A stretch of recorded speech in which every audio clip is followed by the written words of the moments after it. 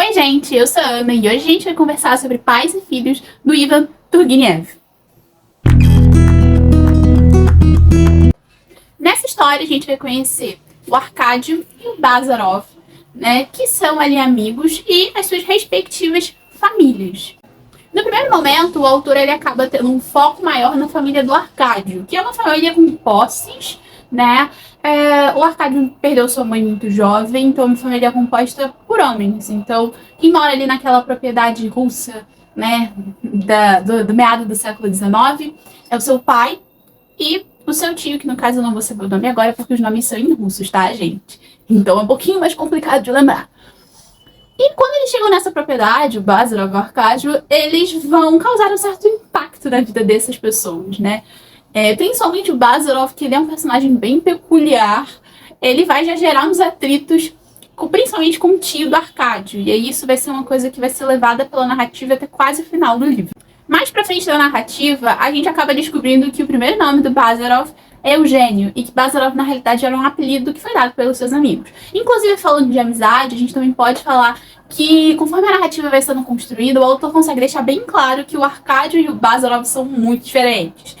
Essa marcação começa a se tornar realmente mais evidente quando a gente tem ali a parte em que eles conhecem os seus possíveis futuros interesses amorosos. Então, essa parte é bem interessante, porque enquanto o Arkady fica super tímido, não sabe como agir, o Bazarov é super cético e não acredita que nada de bom pode sair dali. Então, é bem interessante como o autor traça esse paralelo entre os personagens e como isso vai reverberar, como isso vai refletir lá na frente, no final do livro. Como eu já tinha dito, o Bazarov, ele é um personagem bem especial, assim, dentro dessa trama. Ele é um cara que ele é niilista, então caso alguém não saiba o que é niilismo, eu vou dar uma explicação rápida, mas, enfim, é muito maior do que isso. São pessoas que se classificam como niilistas, são pessoas que não acreditam em nada, mas não é uma crença de ceticismo só, sabe, pra afrontar. Não. Na visão do niilista, se eles não acreditarem em nada, eles podem estar abertos a questionarem tudo. Então, por isso que eles se consideram pessoas que não acreditam em nada. Mas, enfim, essa é uma pequena explicação sobre, tá, gente? Tem trabalhos de filósofos super famosos que são muito maiores do que isso que eu tô dizendo aqui. Então, se você quiser saber mais, dá um Google aí pra ficar por dentro de toda a complexidade desse termo. Mas enfim, o Bazarov se classifica como niilista.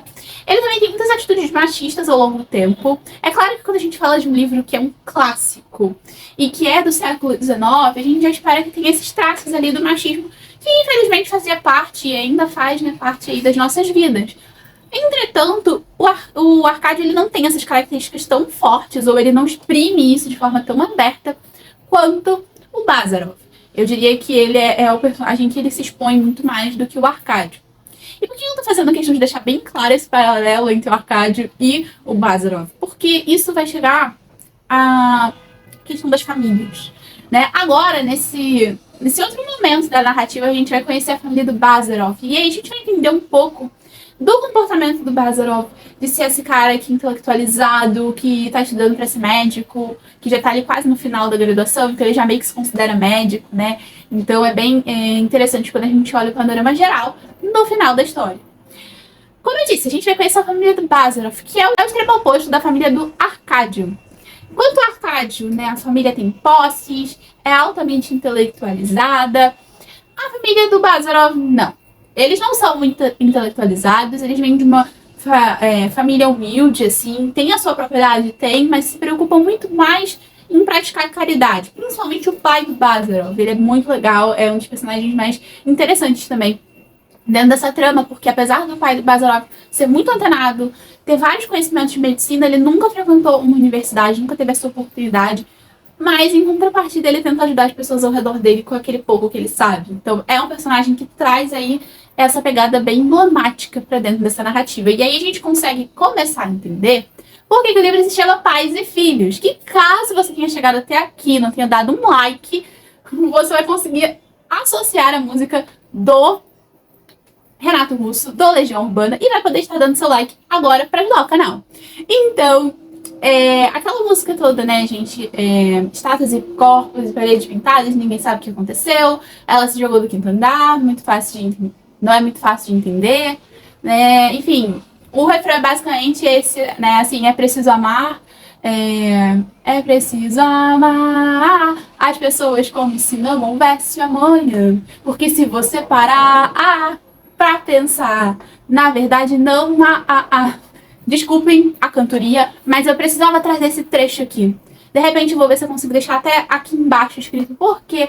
Porque aí que a intertextualidade acontece e a futura professora de literatura que vive em mim surta. Sim, o Renato Russo escreveu a música baseada aqui nesse livro, que eu li em formato físico, né? Essa edição é da editora Princípios. E o Renato Russo, ele traz esse trecho tá super ligado à obra, tá, galera? Já dei um spoiler aí, né, de que provavelmente vai acontecer uma morte de um personagem que é, no mínimo, inesperada. Eu, pelo menos, fiquei surpresa. O Ivan, o autor, conseguiu me surpreender. Eu achei que ele trabalhou muito bem esses aspectos do quanto que a gente, às vezes, a gente sobe num pedestalzinho de que a gente sabe de tudo. E, na realidade, a gente esquece que tem coisas que elas são primordiais, assim, sabe? Tipo, estar com as pessoas que você ama, passar um tempo fazendo uma coisa que você gosta. E a gente acaba deixando essas coisas irem. Quando a gente para pra perceber, a gente só esqueceu de amar como se não houvesse amanhã, porque de repente pode não haver, né? Então, o livro, apesar de ser um livro leve, a narrativa do Ivan é uma delicinha, gente. Inclusive, se você tem medo de clássico, você ouve, sei lá, você ouve o nome de um Machado de Assis, um negócio assim, você já surta. Esse é o livro para você começar. Esse aqui. Eu diria que muitos autores russos têm livros interessantes para você começar, caso você tenha interesse em ler aí literatura tida como clássica, tá? Mas esse livro aqui é uma boa pedida, tá?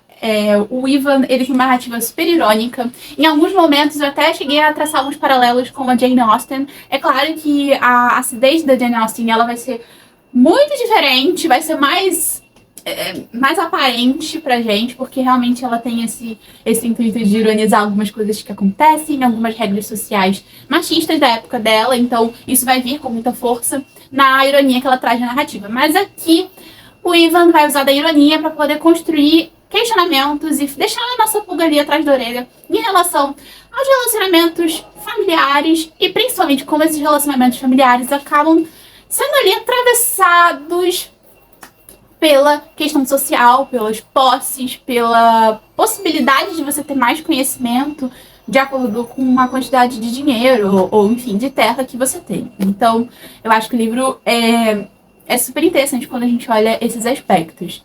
Foi um livro que eu li super rápido, tá, gente? Eu li esse livro em 3 dias. Eu demorei pra gravar a resenha, mas eu li ele em 3 dias. Então, super fluiu pra mim a narrativa. Entretanto, eu tenho um live adendo, assim, que foi uma coisa que eu percebi que me incomodou, talvez, um pouquinho.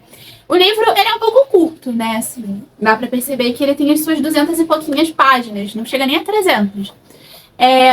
E eu acho que deveria ter umas 300 páginas, porque eu acho que tem momentos que o autor, ele vira tudo muito rápido.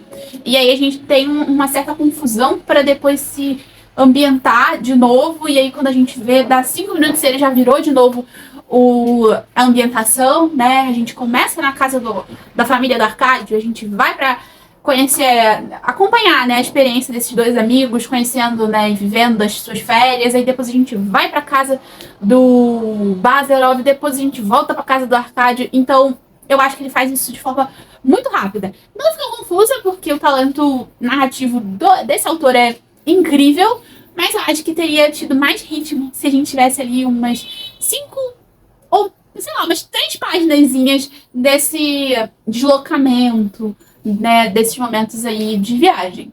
Bom, eu tento dar as notas aqui, né, pra poder facilitar vocês também de entenderem até que ponto eu gostei do livro, não. Caso aqui, eu vou dar 5, vai ser o meu primeiro 5 estrelas aí do ano, né, eu acho que é o primeiro, se eu não me engano. Pais e Filhos, do Ivan Turgenev, eu super indico. É um livro muito interessante, ele traz reflexões de forma leve. Eu acho que quando um autor consegue fazer isso em poucas páginas, ele tá de parabéns. E isso nem é porque eu tenho um fraco por clássicos, tá, gente? Mas realmente foi o meu primeiro 5 estrelas. Então é isso, pessoal. Essa foi a minha opinião sobre Pais e Filhos. né? Me digam aí se vocês já conheciam a música do Legião Urbana, se vocês sabiam que essa música tinha sido inspirada no livro.